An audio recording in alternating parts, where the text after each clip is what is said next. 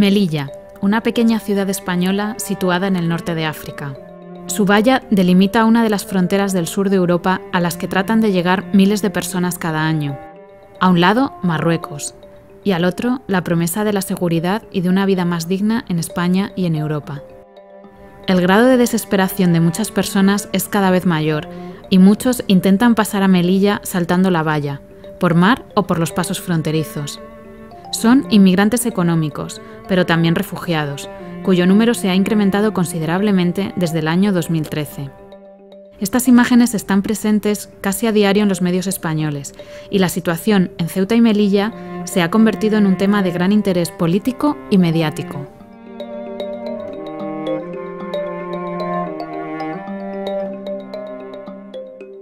Para debatir sobre cómo se tratan las cuestiones de protección internacional en los medios, ACNUR organizó un seminario en noviembre.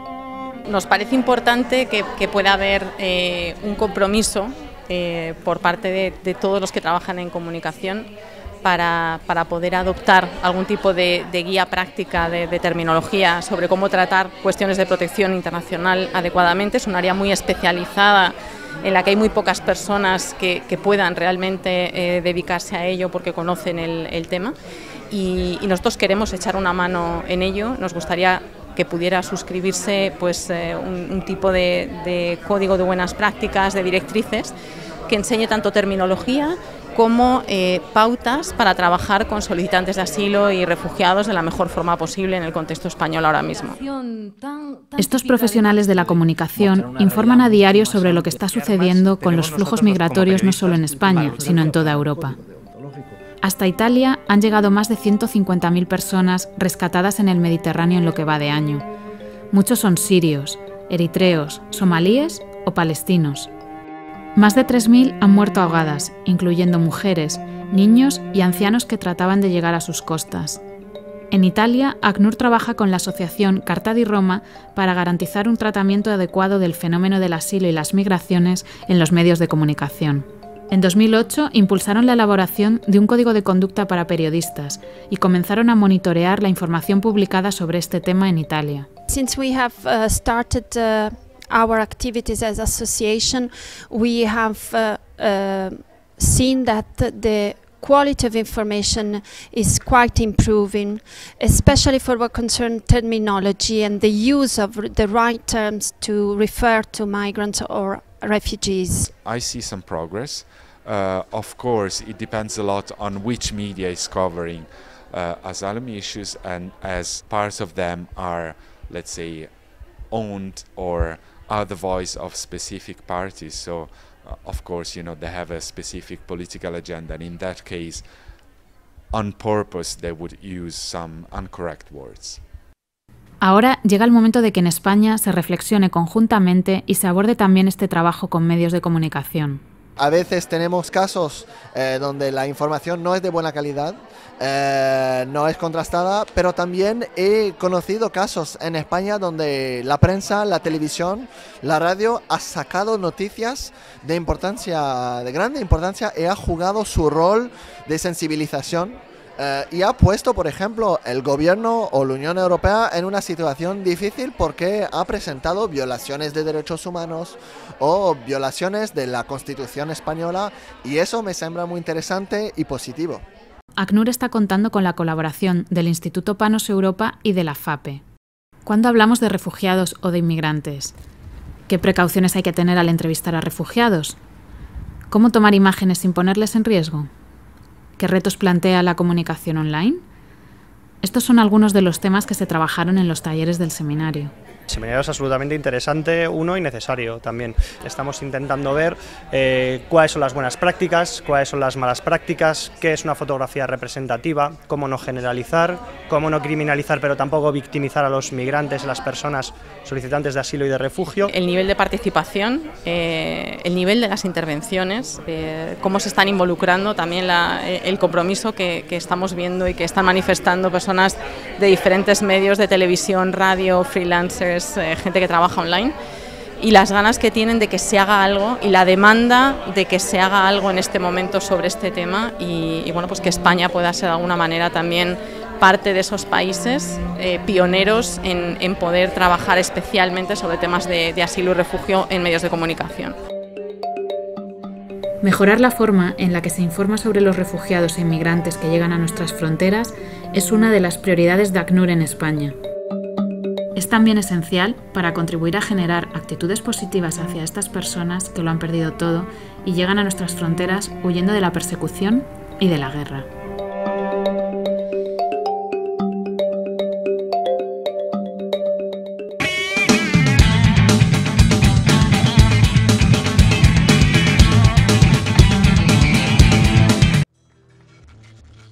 Este fin de semana arrancó en Bolivia la fiesta de la Lacita. Durante un mes, los bolivianos piden al diosesillo de la abundancia indígena Equeco que convierta en realidad dólares, euros, casas y automóviles en miniatura, que portan consigo los que acuden a adorarle.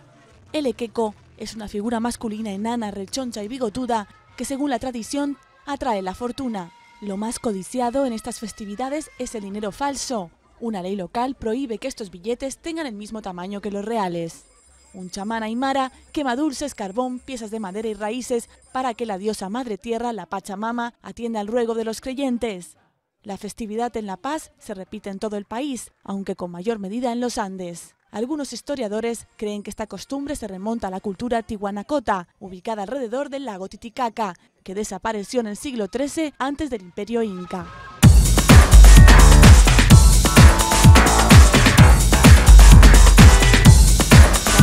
Muchos niños no pueden volver al cole este curso. ¿Sí, amigo? ¿Y sus padres les dejan? Responde, amigo. La pobreza infantil se ha multiplicado en España, afectando ya a más de 2 millones de niños. En el mundo, 58 millones nunca han ido a la escuela. Respondeamigo.org o apadrina este curso. Chicos, ¿sabéis que muchos niños ya tenemos amigos en otras partes del mundo? Yo apadrino a una niña que se llama Sofía. Gracias a mi ayuda, Sofía va a la escuela, puede ir al médico cuando lo necesita y podrá tener un futuro mejor. Con mi nueva amiga estoy aprendiendo muchas cosas interesantes. He entendido que no todos vivimos igual de bien y que todas las personas merecemos las mismas oportunidades. Sofía y yo nos escribimos cartas, nos contamos muchas cosas y aprendemos juntos lo que nos une y lo que nos diferencia. Os quiero enseñar algo. Entra en wedu.es, lo vais a pasar genial. Tiene juegos, concursos, vídeos y muchas sorpresas más. En esta web podréis compartir con vuestros padres cómo ayudamos a otros niños de forma divertida. ¿Sabéis que los niños podemos cambiar el mundo? Os voy a proponer un reto. Es como una aventura para todos los niños y niñas que vemos Boing. Vamos a convertirnos en una especie de superhéroes. Necesitamos niños en España que apadrinen a 300 niños como Sofía, que necesitan ayuda. Entre todos podemos cambiar su vida y la de su familia. Así podrán ir a la escuela, tener medicinas, alimentarse mejor y ser más felices. Habla con tus padres y uniros a Wedu y la Panda Solidaria de Ayuda en Acción. Somos muchos los niños que ya estamos cambiando el mundo. ¿Te apuntas al reto? Llama ahora o entra en wedu.es.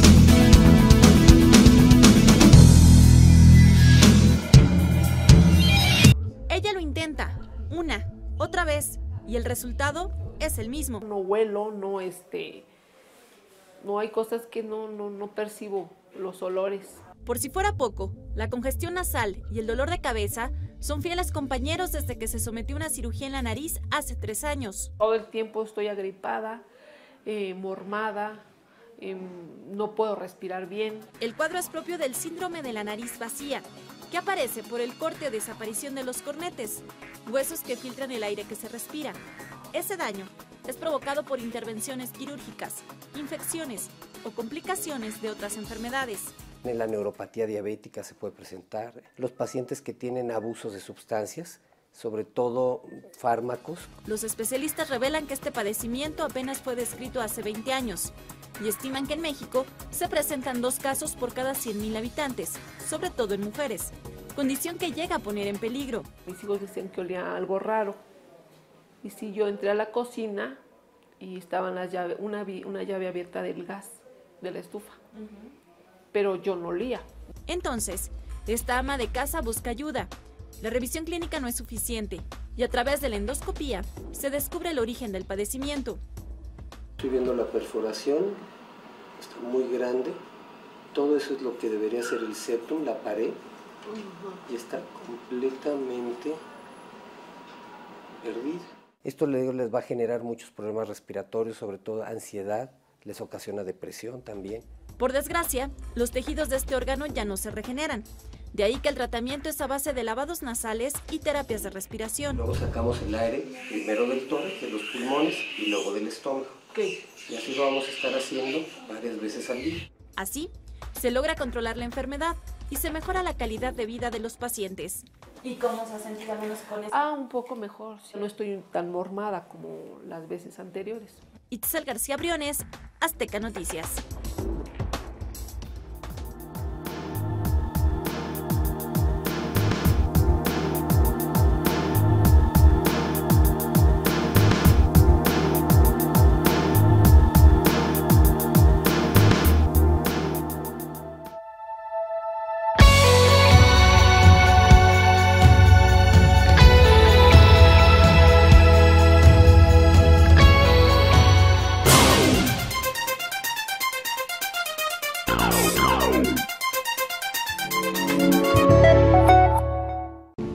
Y en Auschwitz tenemos a nuestra enviada especial Laura Iglesias siguiendo la ceremonia de este 70 aniversario de la liberación del campo de la muerte. Laura, cuéntanos cómo se está viviendo este homenaje a las víctimas del Holocausto, qué ambiente se respira en Auschwitz y cómo ha transcurrido la ceremonia hasta ahora. Bueno, pues el ambiente es bastante gélido, tenemos unos 7 grados bajo cero, que dan una sensación térmica todavía más fría a causa del viento gélido, pero la verdad es que no es un día para quejarse de una cosa así, porque aquí los presos que estuvieron durante años en Auschwitz apenas tenían ropas muy precarias y zapatos que eran zuecos con una telita encima, muchas veces iban descalzos, así que es día para pensar en ellos. En cuanto a la ceremonia, esta mañana ya se han encendido unas velas en memoria de las víctimas, unas velas que se apagarán esta noche. Y además esas velas han sido encendidas por 18 donantes a un fondo de 120 millones de euros que deberá garantizar la supervivencia de Auschwitz durante las próximas décadas. La mitad de ese fondo lo ha aportado Alemania y el resto estados y donantes privados. Y por lo demás la ceremonia lleva unos minutos y en estos momentos están hablando los supervivientes.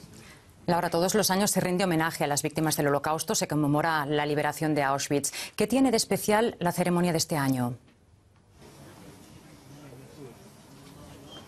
Pues a pesar de las polémicas en torno a los representantes políticos que estaban o dejaban de estar, esta vez lo importante son los supervivientes, que son 102 supervivientes procedentes de 19 países y que todos tienen entre 80 y 90 y tantos años. Y por eso es muy probable que esta sea la última vez que estén aquí en Auschwitz. Y por eso su testimonio es muy importante para transmitir todo lo ocurrido y para los que vivamos después podamos transmitirlo. Claro, también hay otros testimonios mudos, por así decirlo, de los crímenes nazis. ¿Qué es lo que más te ha impactado, lo que más te ha impresionado de todo lo que has visto en Auschwitz?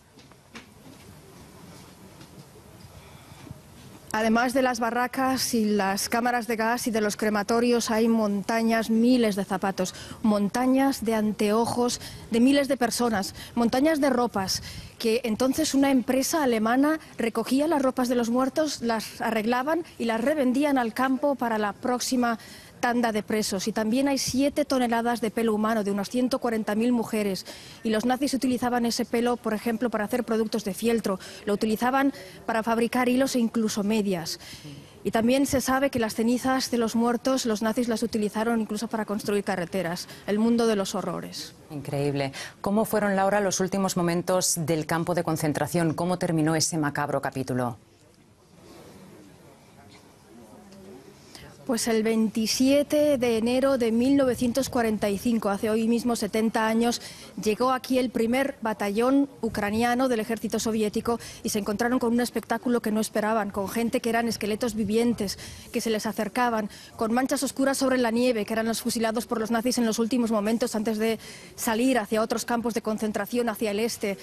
En total había aquí 7.650 personas dejadas atrás por los nazis, porque no podían andar, porque no podían moverse, y los soviéticos lograron alimentarlos, pero a pesar de eso la mitad de ellos murió en las siguientes semanas a causa de las torturas que ya habéis resumido en el informe anterior, las torturas sufridas en Auschwitz a lo largo de años. Muchas gracias, Laura, por estas primeras informaciones. Hablaremos más adelante a lo largo del programa.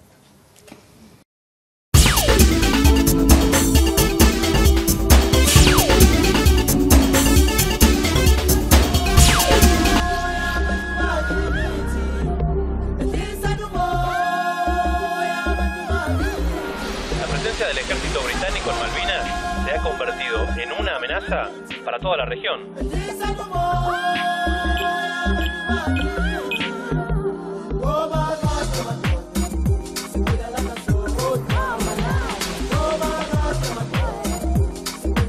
Como el caso de Maricana, donde no se respetan los derechos de los mineros.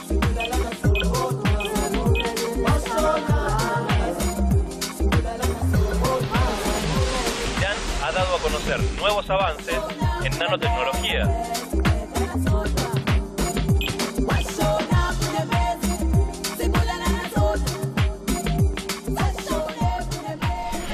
Hola, soy Sebastián Salgado. Bienvenidos a Continentes, donde hoy estaremos hablando sobre el asesinato a periodistas.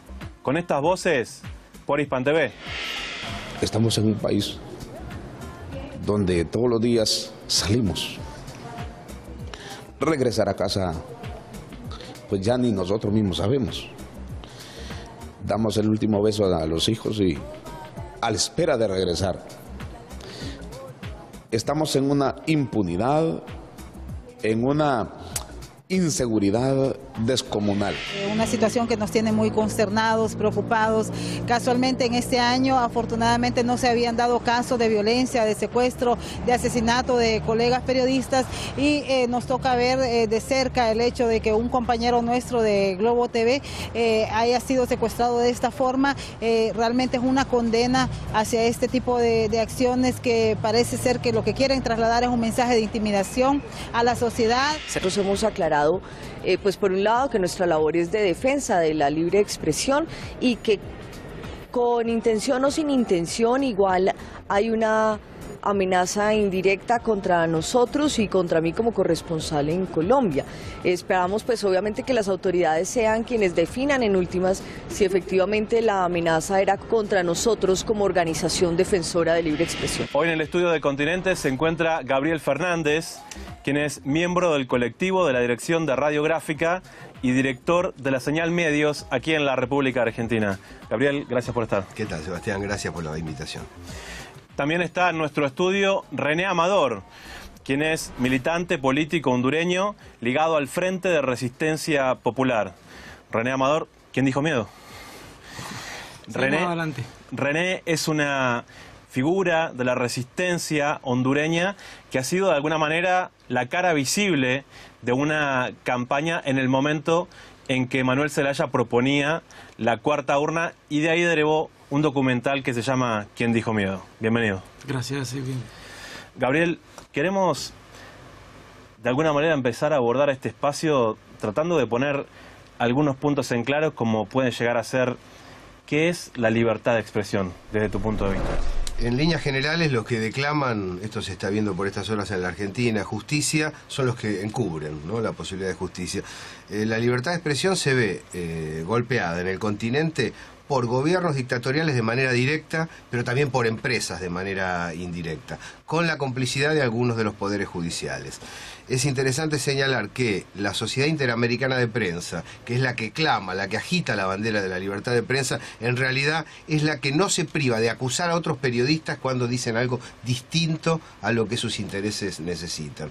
Por eso, luchar por la libertad de expresión es de algún modo trabajar bien, responder al qué, quién, cómo, cuándo, dónde, por qué, estar ligado al pueblo al cual uno pertenece, saber que uno es del sur, uno es del pueblo y a partir de allí trabaja, pero trabaja con la verdad, pero también estar desligado de los intereses empresariales que no solamente controlan los medios de comunicación, sino el conjunto de la comunidad. A veces confunde un poco, ¿no? Cuando hablamos de los informes de la Sociedad Interamericana de Prensa, mucha gente los liga a los periodistas, pero en realidad cuando hablamos de la CIP estamos hablando de los dueños de los medios. Exactamente. Y ellos tienen una visión a veces un poco diferente, ¿no? Exactamente. En realidad son empresas que trabajan con la información como mercancía y trabajan con la información con el objetivo de incidir sobre la vida política de los pueblos. Por eso se observa O Globo, se observan los grandes medios mexicanos, Univisión, el Grupo Clarín en la República Argentina. Son medios que intentan controlar con una visión conservadora a la opinión pública de nuestros países. Cuando aparece una comunicación contrastante, como la que llevamos adelante los que estamos aquí y tantos otros compañeros en distintos puntos del país y del continente, hay una demonización de esta comunicación. cuando se le intenta desprestigiar, se dice que no es seria, que no es sólida, que no es argumentada, cosa que queda completamente fuera de lugar cuando podés competir de manera relativamente equilibrada, porque las pruebas al canto, las pruebas en muestra. Pero cuando no se logra el desprestigio del trabajador de prensa, lo que se hace es la agresión directa, lo que se conoce en muchas naciones como es el asesinato directo de trabajadores de prensa. René, ¿se respeta la libertad de expresión en Honduras? Para nada, porque no hay, primero, han habido 43 asesinatos desde el golpe de Estado para acá. En el 2010 fue el pico mayor de asesinatos y luego ha venido sucediendo en el mismo rango, ¿no? Un comisionado que era comentarista, un comisionado luchador contra el narcotráfico y que en ese momento estaba como comentarista de televisión, dijo claramente en televisión que Iván Zelaya, de la policía, jefe de la policía sanpedrana en la costa norte, porteña, sabía quiénes eran asesinos, sabía quiénes eran estos, que sabía el ejército, que sabía todo, o sea, develó él con el conocimiento que tenía qué estaba pasando y daba prácticamente pruebas contundentes, él como testigo, que muchas instituciones policiales, militares, judiciales y etcétera, ¿no?, políticas, están infiltradas por el narcotráfico. Dio a entender que Honduras es un narcoestado. Fue muy grave y acusó, y resulta que él fue asesinado. Estamos hablando de un alto comisionado de la lucha contra el narcotráfico, denunciando estas barbaridades. Aparte, han sucedido que Sé Libre es una organización no gubernamental que defensa los derechos humanos. En su página muestra caso por caso cuáles han sido los motivos que han tenido esos periodistas que han sido asesinados. Y todos estaban investigando narcotráfico o corrupción en el Estado hondureño, en manos de este señor que ganó las elecciones fraudulentamente. Hernández. Dejó toda una estela de crímenes con picos de 101 homicidios por cada 100.000 habitantes. En este momento vamos a hacer un enlace con la Ciudad de México, con el periodista Víctor Ruiz, quien pertenece a la Casa de los Derechos de los Periodistas en México. Víctor, soy Sebastián Salgado, te saludamos desde el estudio de Continentes en Buenos Aires. Muy buenas tardes, Sebastián, buenas tardes a tu auditorio. Víctor, queremos que nos des un panorama. Estamos hablando de libertad de expresión y periodistas asesinados en América Latina. ¿Cuál es la situación de México en este momento y cuál es el balance de lo que fue el 2014? La libertad de expresión en México está en un grave riesgo, ya que los comunicadores, los periodistas han sido el blanco de el crimen organizado, pero también de muchos servidores públicos. En México, durante el año 2014, fueron asesinados 8 periodistas en el país y tenemos un número de 4 desaparecidos de 2014 y 2015. Esto implica de que el Estado mexicano no ha querido tomar en serio su responsabilidad que tiene ante la comunidad internacional de respetar los derechos humanos y particularmente el derecho a la libertad de expresión, ya que los periodistas son agredidos de manera constante. Hay un estado que es Veracruz, que está en el Golfo de México.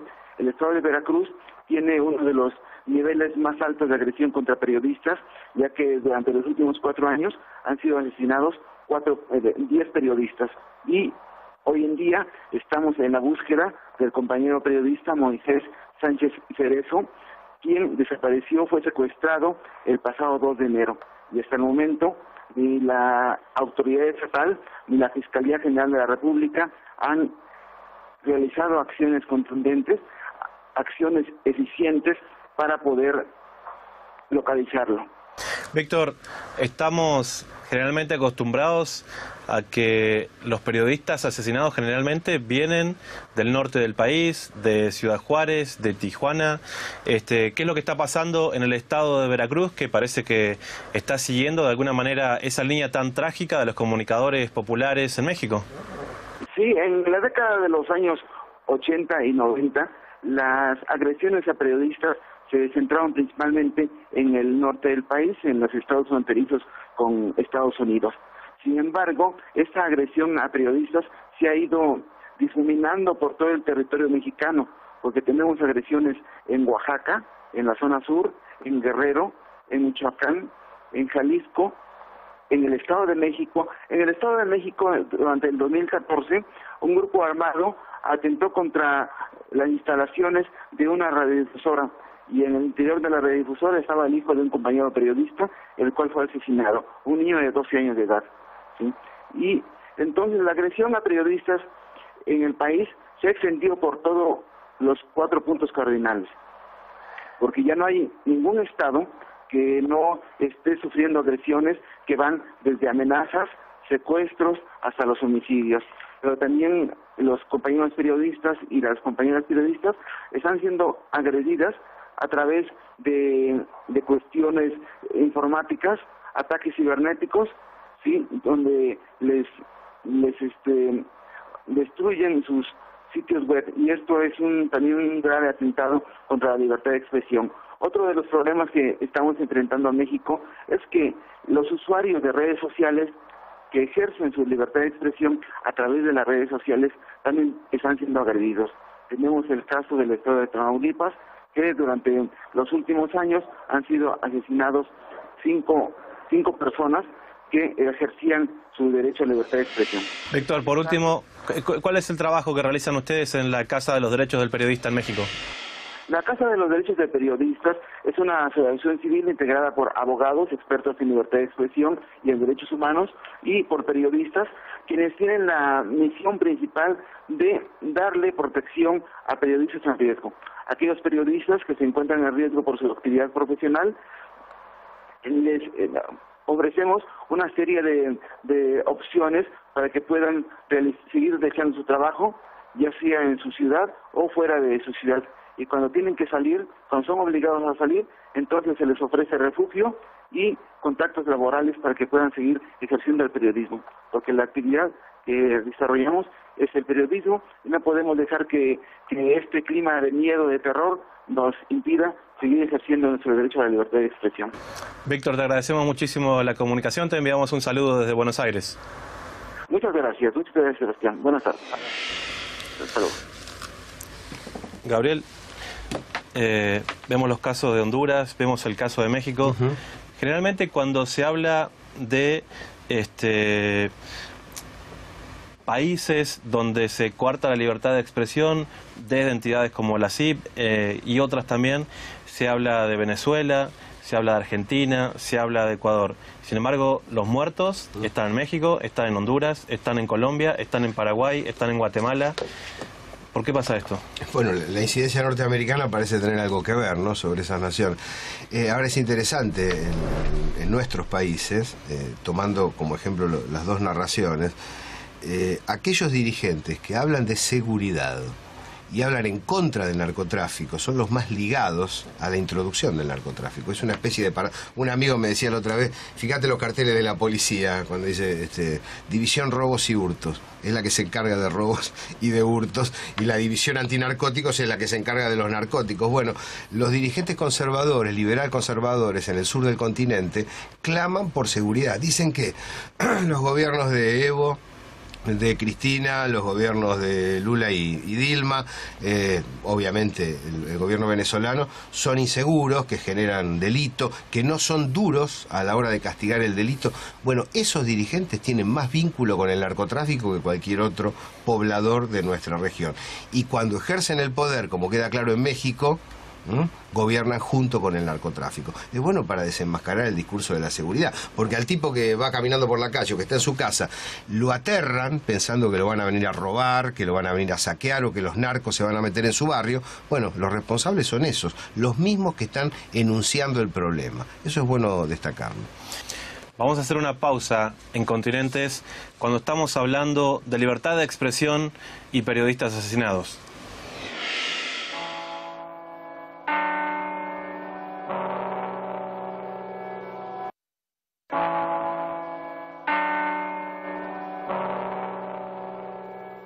Gregorio Jiménez de la Cruz tenía 46 años.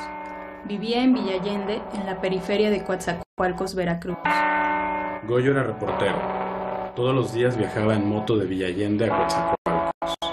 Trabajaba en 3 periódicos y completaba su sueldo como fotógrafo de bautizos y cumpleaños. El miércoles 5 de febrero de 2014, cuando Goyo regresaba a casa tras dejar a sus hijos en la escuela, varios hombres armados y encapuchados llegaron a su domicilio preguntando por el fotógrafo. Lo amarraron y lo subieron en una camioneta. Su esposa, asustada, dio alarma. Entonces sus compañeros de trabajo avisaron que Goyo había sido secuestrado a otros reporteros en Veracruz y a organizaciones nacionales e internacionales. Gregorio tenía tiempo documentando la ola de secuestros que atemorizan a la población de Allende. Había cubierto una nota sobre el plagio de 2 migrantes a quienes mantenían confinados en un restaurante. Durante 6 días, periodistas de Veracruz se manifestaron. Colegas de otros estados y países se sumaron a una campaña en redes sociales para exigir su localización con vida. El presidente y el gobernador guardaron silencio. Los dueños de la mayoría de los medios en Veracruz, que inicialmente protestaron, callaron. El diario Notisur, donde trabajaba Gregorio, es propiedad de exalcaldes de Coatzacoalcos, priistas. El martes 11 de febrero, tras 6 días de protestas, las autoridades localizaron el cadáver de Gregorio. La ola de criminalidad que él como reportero denunció terminó alcanzándolo. México se está convirtiendo en un mapa de silencio. Es el país más peligroso del continente americano para ejercer el periodismo.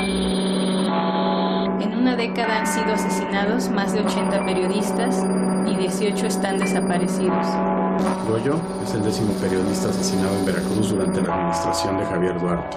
Exigir justicia para Goyo no solo es exigir respeto a la labor del periodista, es evitar el silencio.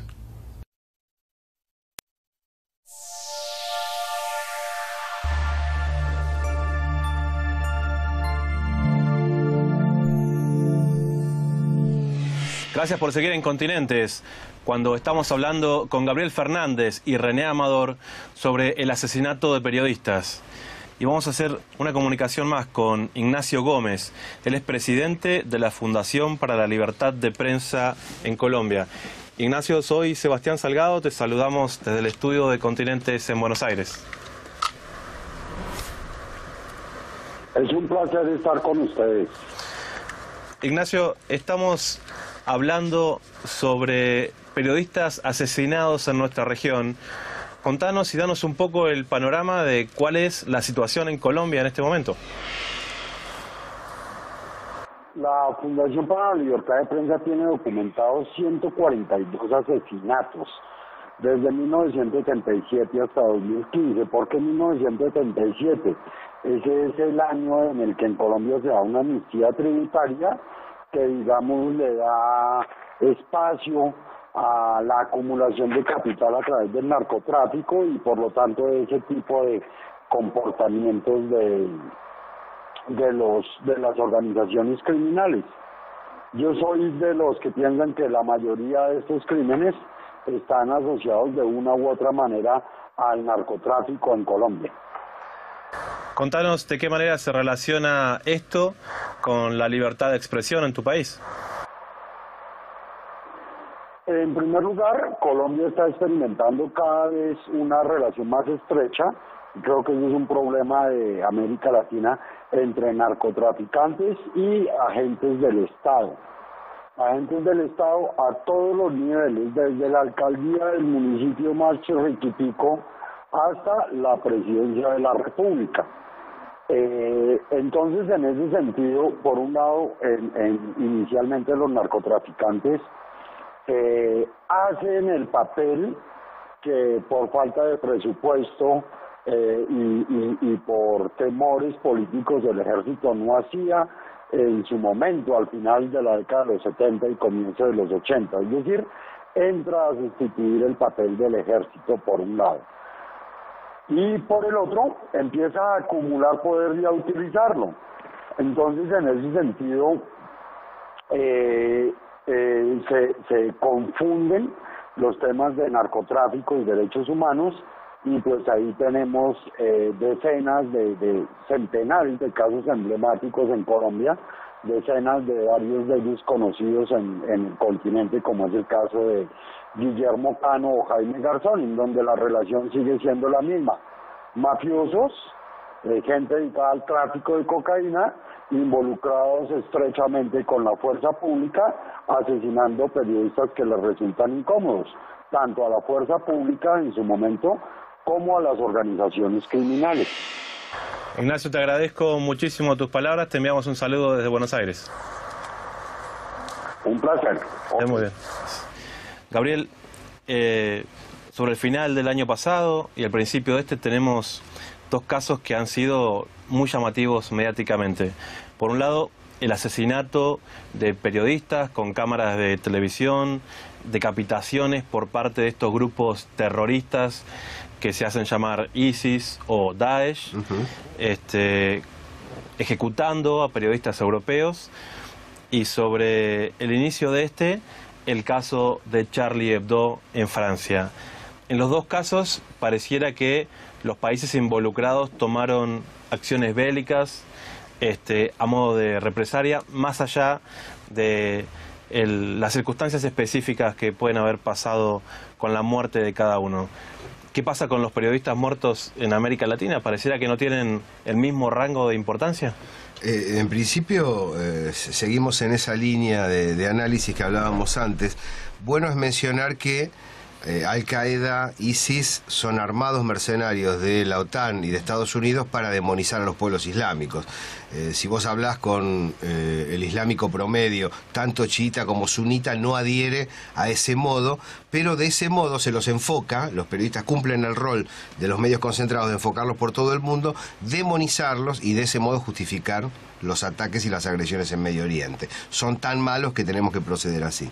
Y luego sí, creo que Estados Unidos está muy malquistada con América Latina y los medios de comunicación que le obedecen a través de la Sociedad Interamericana de Prensa tienden a barrer bajo la alfombra la visión de los periodistas perseguidos y asesinados. ¿Por qué?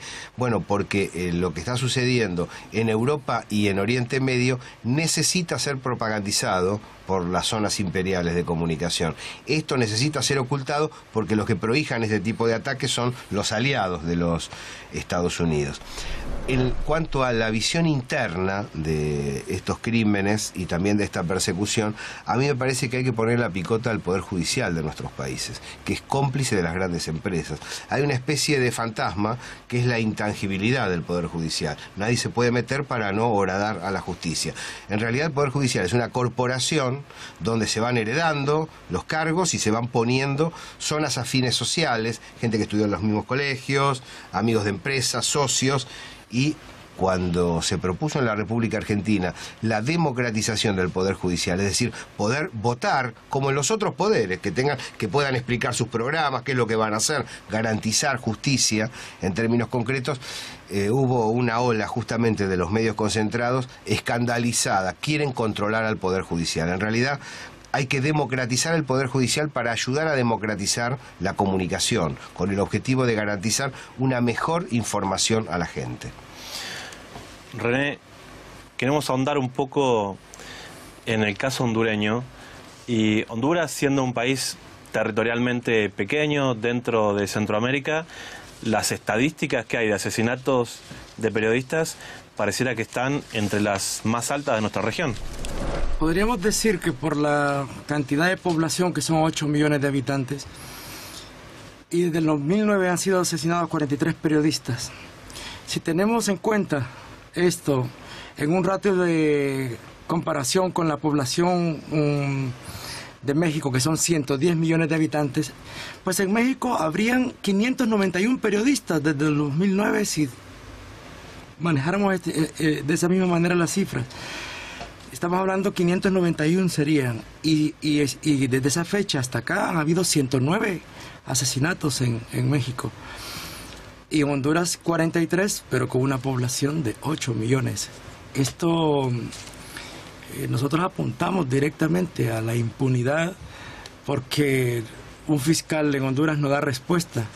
El nivel de terror y miedo que han metido con la violencia generalizada en una guerra de narcotráfico totalmente montado para sostener un porcentaje de la economía del capitalismo que se está cayendo. Y tomando en cuenta que el corredor de narcotráfico en Honduras es ahora la pista de aterrizaje del narcotráfico, porque Dominicana dejó de serlo, ha reducido enormemente y todo pasa por Honduras. Estamos hablando que de Colombia, Colombia, Honduras, Guatemala y México es todo el corredor de narcotráfico.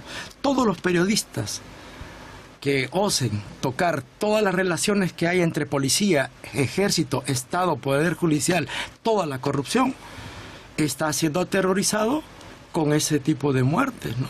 Nosotros vemos cómo mandan mensajes. Uno de los periódicos importantes, digamos, pero que le hizo la vida imposible a Manuel Zelaya en Honduras, es de uno de los Canaguati, es el vicepresidente de la Sociedad Interamericana de Prensa. Ese señor no levanta una sola palabra dentro de Honduras, ni siquiera fuera en la CIP, para defender a los periodistas que han sido asesinados. Gabriel, René, muchísimas gracias. Gracias a ti por este espacio. A ustedes gracias por haber compartido este espacio por Hispan TV.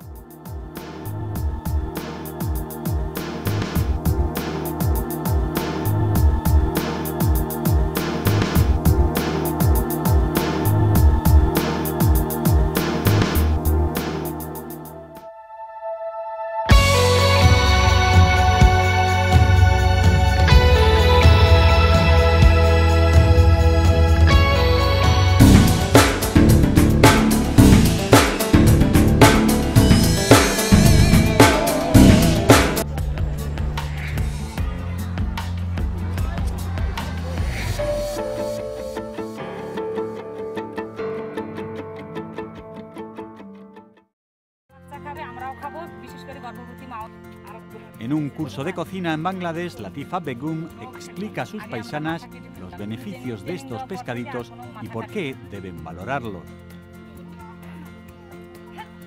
En un país donde más de 20 millones de personas sufren una deficiencia de vitaminas y minerales, estos nutrientes pescados son vitales, como señala Latifa. তাদের স্বাস্থ্য খুব সুন্দর হচ্ছে, দেখতে খুব ভালো দেখা যাচ্ছে, কোনো অপুষ্টি নাই, মানে কোনো বাচ্চা কাচ্চা দুর্বল না, সবাই কম বেশি হুষ্টপুষ্ট স্বাস্থ্যবান আছে। Con un subsidio del Fondo Internacional para el Desarrollo Agrícola, el FIDA, la organización World Fish entrenó a Latifa como parte de un proyecto para desarrollar la región. Y ahora comparte su saber nutricional con otros, lo que es crítico, como asegura Nigel Brett del FIDA. IFAD is putting a major emphasis on nutrition-sensitive agriculture in Bangladesh. And one item we are particularly interested in is indigenous small fish, which are extremely rich in micronutrients. La ventaja de estos pescaditos es que tanto enteros como en puré proporcionan micronutrientes esenciales y difíciles de hallar en una dieta basada en el arroz, dice la nutricionista Sakuntala Tilsted. But one of the major concerns in Bangladesh is nutrition in the first 1,000 days of life. And that's from when the woman gets pregnant until the child's second birthday. Increasing the consumption of micronutrient-rich small fish improves growth and development in children and cognition, which has an impact on school performance and work performance in later life, and thereby national development. Como muchos otros en su pueblo, Rihad Cobra y su mujer, Khadija, mantenían grandes pescados en su alberca, pero descubrieron el valor de los pescaditos hace 2 años durante una sesión de formación. আগে আমরা খুব ধুইতাম, ধুয়ে মাথা কাটতাম, ধুয়ে সাদা পানি বার করতাম। এখন অত ধুই না, মাথা কাটি না। Ahora los comen regularmente y Khadija cree que han ayudado a su hija pequeña. বড় বাচ্চা চেয়ে ছোট বাচ্চা বেশি বেশি কথা বলে, মানে খাওয়ার রুচিটাও আছে বেশি ওই বাচ্চা চেয়ে। ওই বাচ্চা মানে দুর্বল এরকম বোধ মনে হয়, প্রতিরোধ ক্ষমতা কম। A través del proyecto, 102 hombres y 155 mujeres han recibido formación en técnicas de acuicultura sostenible y educación nutricional. Ellos han transmitido su conocimiento y hoy 200 hogares tienen estos pescados en sus albercas. El doctor Benoy Barman, científico de WorldFish.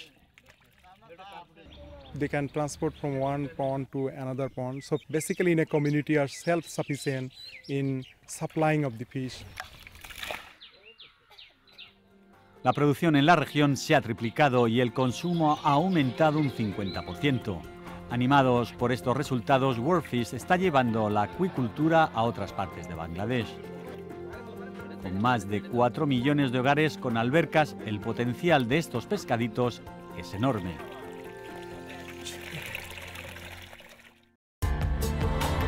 Este reportaje fue producido por Sam Cole para las Naciones Unidas.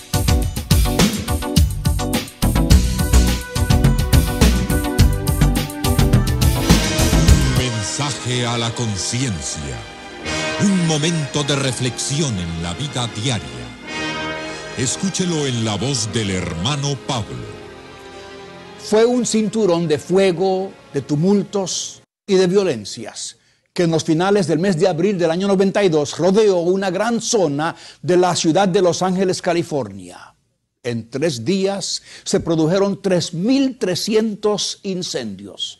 Se saquearon y destrozaron miles de comercios. Se enfrentaron pandillas con autoridad y se vivió la furia del motín. Pero 3 semanas después de los disturbios se formó otro cinturón, un cinturón humano. Un cinturón de hombres y mujeres, de niños y adultos, que tomados de la mano rodearon la zona devastada. Eran personas de 120 grupos religiosos que deseaban mostrar su esperanza de que la paz y la armonía podían restaurarse en la tribulada ciudad. El mundo entero se dio cuenta del tumulto y el mundo entero se dio cuenta también del cinturón de paz. Estas inquietudes sociales son típicas de la época en que vivimos, mi amigo. Los motines de Los Ángeles fueron temibles. 10.000 comercios grandes y chicos quedaron destruidos. El desempleo subió de la noche a la mañana a un 40% y los arrestos policiales ascendieron a más de 17.000. Pero la solidaridad fraternal que siguió después fue admirable.